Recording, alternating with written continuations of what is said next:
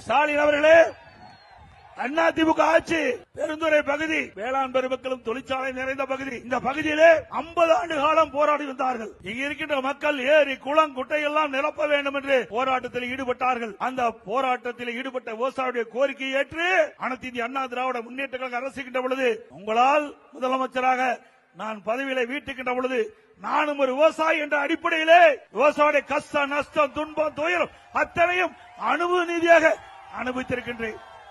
அதனால அந்த மக்களுடைய கோரிக்கையை ஏற்று அத்திக்கட அவனாசி திட்டத்தை கொண்டு வந்தேன்.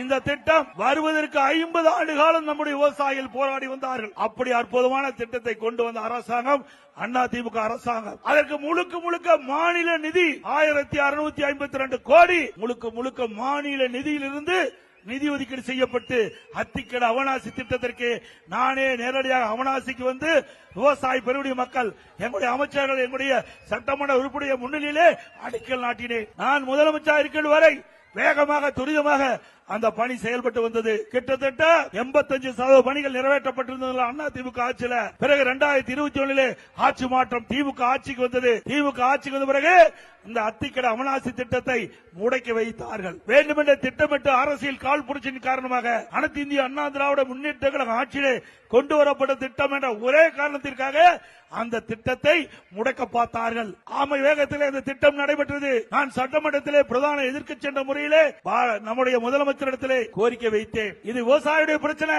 இன்றைக்கு பவானி ஆற்றிலும் சரி, மேட்டூர் காவிரி ஆற்றிலும் சரி உபரி நீர் வெளியேறிக் கொண்டிருக்கின்றது.